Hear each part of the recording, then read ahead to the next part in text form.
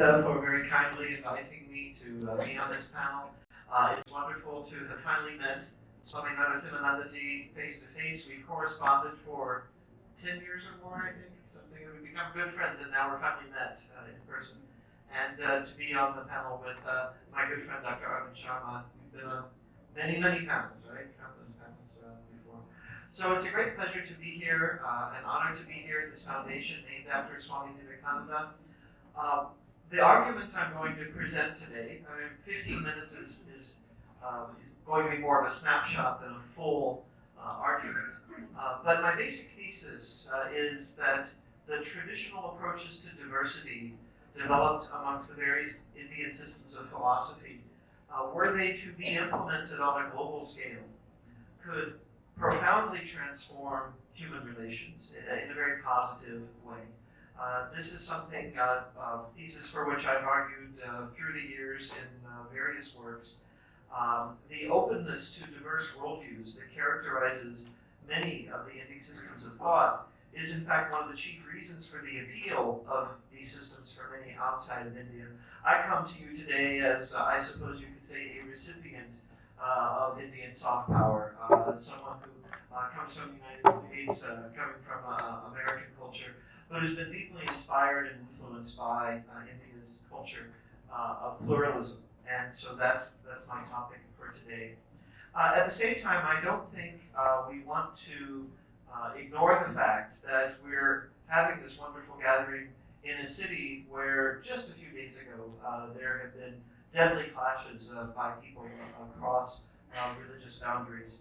And I hope it's not too impertinent of me to say that I think not only the world at large, but India itself can learn from India's heritage of religious pluralism. This is something that needs to be not only broadcast around the world, but also recovered, I think, here within India itself.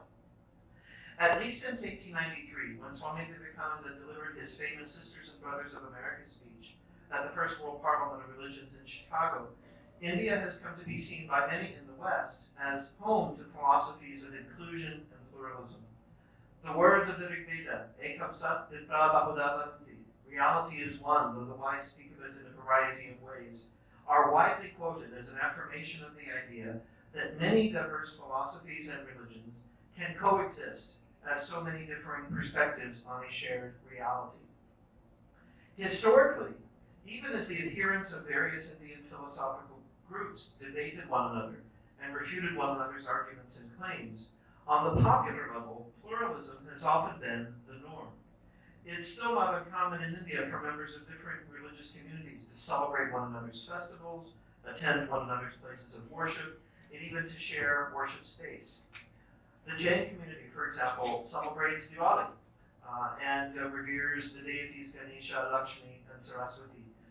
Hindus and Muslims frequently celebrate one another's holidays and worship in one another's sacred spaces. This has been common for many centuries in India.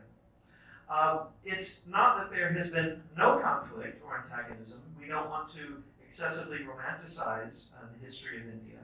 However, it's been the case that compared to other parts of the world, there has been remarkably little conflict on the basis of religion throughout the history of India. Alexis Sanderson, who has documented many of the cases of violence and persecution that did occur in ancient and medieval India, comments that although Indian and Southeast Asian states generally propagated tolerance in matters of religion, the religions that flourished during the early medieval period in the Indian subcontinent and Southeast Asia enjoyed in many regions an enviable degree of peaceful coexistence. So what was the secret, right? How was this achieved? Sanderson, I differ with him a little bit on this because I think he's a little skeptical about the content of the philosophies themselves, but he talks about the fact that the various states that made up India were so religiously diverse that it was simply not possible for one group to overwhelm or overcome another.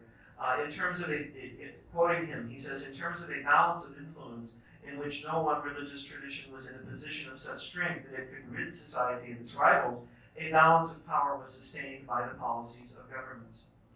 So, according to Sanderson, it was the very diversity of religions and philosophies in pre-modern India that helped to ensure a state of relative harmony, at least in comparison with other parts of the world during the same period. However, the governmental policies were not always motivated merely by pragmatism. Ideology played a role as well. In other words, ideas do matter. The case of the Maurya Emperor Ashoka provides a striking instance of an ancient Indian ruler who promoted harmony amongst religions based not only on pragmatic considerations, but also because the philosophy to which he personally adhered mandated such an approach. So Ashoka's approach has been explored extensively by a scholar named Bruce Rich. Rich states, quote, respecting, reconciling with, and giving equal support to both the Brahmins and the Shramans, that is, the groups today that we would call Hindus on the one hand, and Buddhist Jains and Ajivikas on the other, are major aspects of Ashoka's promulgation of religious tolerance in his edicts. According to Rich's account, Ashoka goes much further than is required by pragmatism.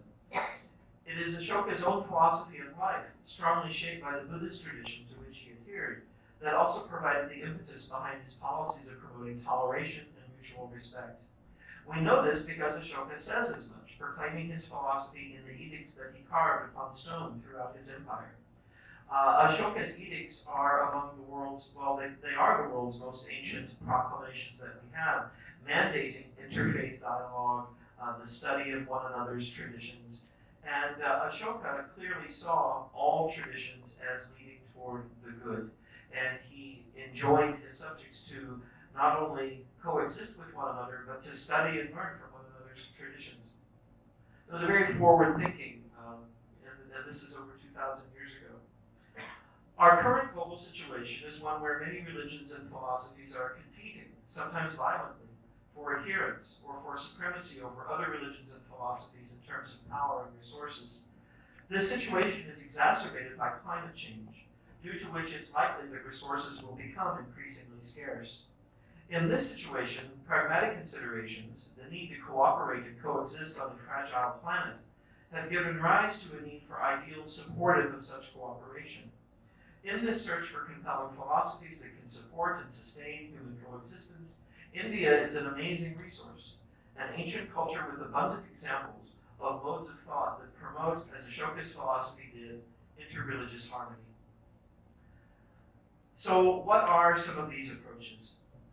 One approach that one can see in many of the texts that they're sometimes called doxographies in Western scholarship.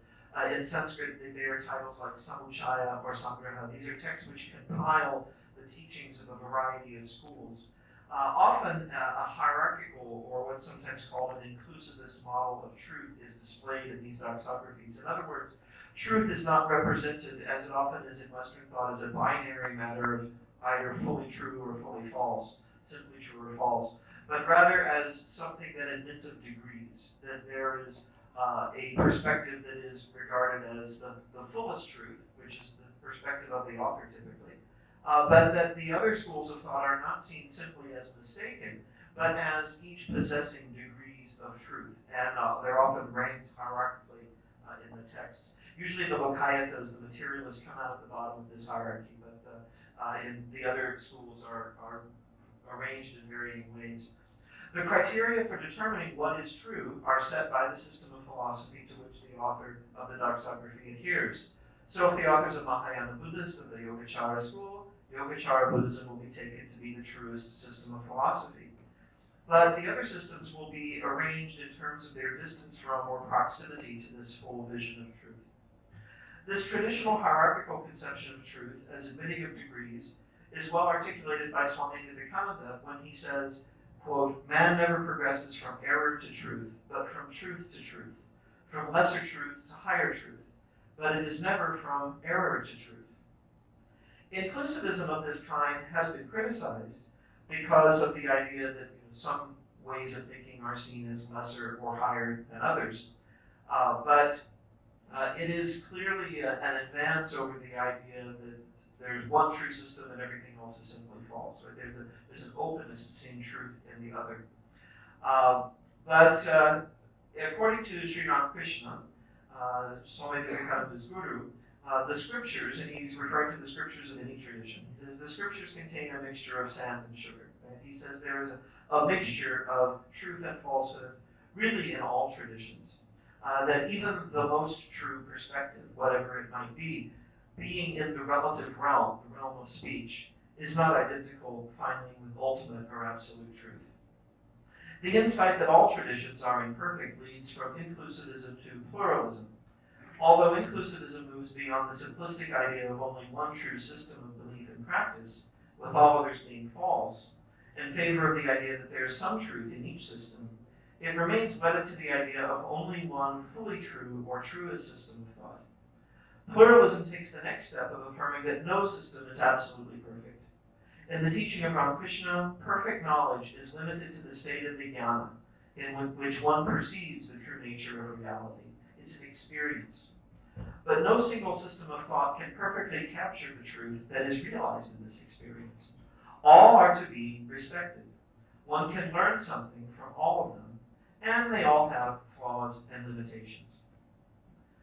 Growing numbers of people in the West define themselves as spiritual but not religious, because they draw from many religious sources for inspiration, not only one.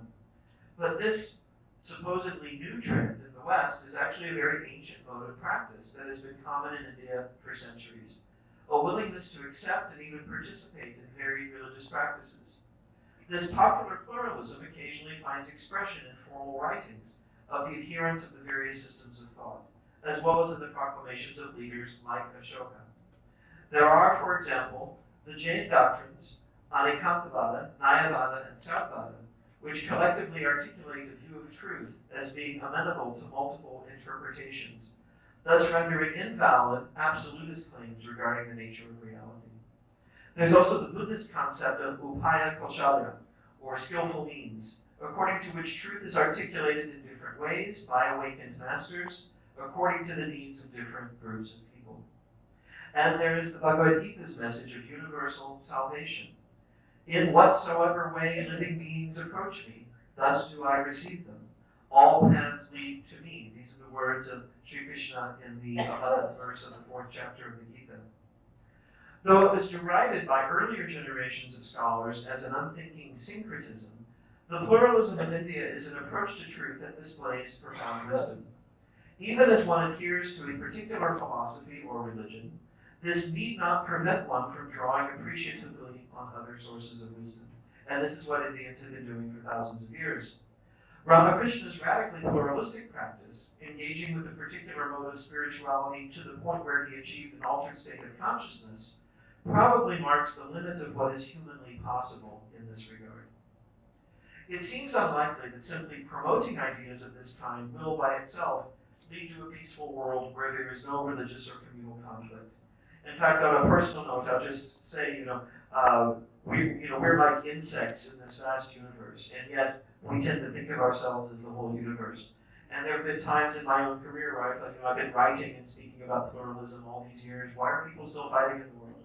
And then one day I met Swami Atmapriyananda here in the Delhi Ramakrishna mission. And as if he was reading my mind, he said, these great souls, Jesus, Buddha, Sri Ramakrishna, Holy Mother, Swamiji, they've all come, and yet we're still fighting. So what good do we think we can do, right? So we do what we can. We try to promote these ideals and these philosophies. But again, ideas do matter. And to quote a Western scholar who's been a very strong influence on me, David Ray Griffin, he says, quote, "The human proclivity to evil can be greatly exacerbated or greatly mitigated by a world order and its worldview. Modernity exacerbates it about as much as imaginable. We can therefore envision, without being naively utopian, a far better world order with a far less dangerous trajectory than the one we now have." And again, the hope that the traditional Indian philosophies and approaches to pluralism can provide a model in this way is demonstrated by the fact that these philosophies worked for so many centuries, that there was so little conflict, at least compared to the rest of the world, for such a long time. And I think the final point I would like to make is that if you observe the period of history when Western concepts of exclusive religious identity came to permeate the consciousness of people in this part of the world, it tracks with the rise of violence among communities. So ideas do matter, and I think we would do well to imitate these ancient philosophies of pluralism and acceptance.